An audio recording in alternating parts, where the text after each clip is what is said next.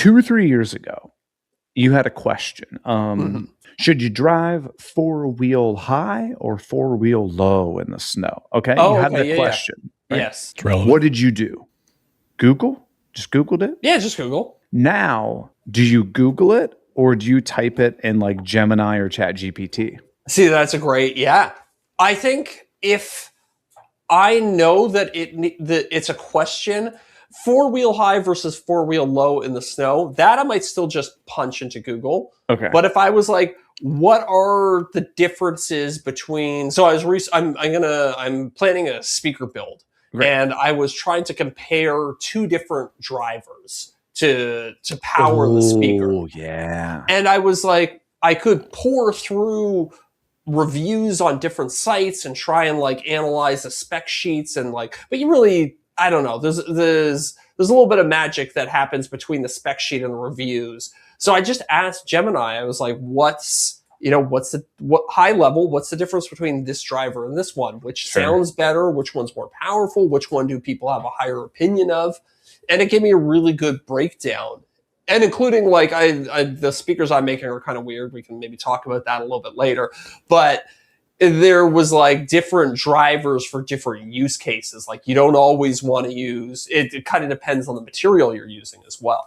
Interesting. And that's it. It basically scours so many different reviews, so many different like descriptions and information places, and puts it all in one concise format for you. Yes. It's a great research tool. I'm still very much on the fence. I haven't seen a lot of success from generative AI, but in terms of like researching, condensing information down to a simpler form, I'm getting a lot of mileage out of it lately.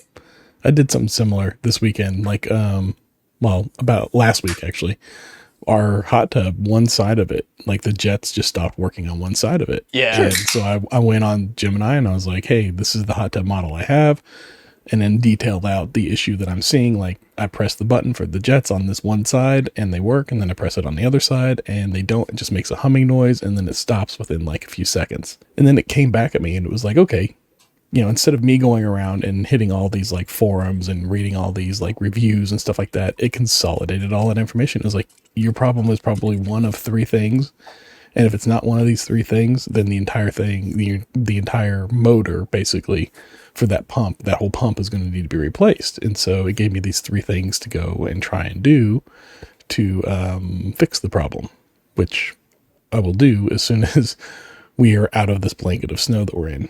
But oh yeah, don't get me started. But it was very helpful because it was like, it could be as simple as it's locked up because there's scaling in the pump and you can just go in there and it like detailed out. It was like, there's this one spot, you go in the back, there's a slot, you can put in a flathead screwdriver, you can turn it if it turns easily. Then that's not the issue. But if you feel resistance, move it back and forth until it breaks free. And that may solve it. If it's not that, then it could be a capacitor. And here's the location of the capacitor.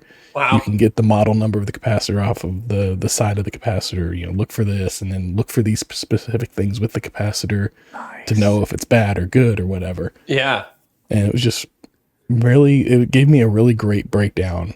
And I didn't have to go and do a bunch of research. It was so helpful. I think that's the magic of AI versus write me a script for my next YouTube video. Yeah. Oh, yeah, 100%. It can help. It can help with the script writing, but I don't think it's good at just generating it in a whole cloth. But I think problem solving, in-depth research, it's a great little summary tool for stuff like that.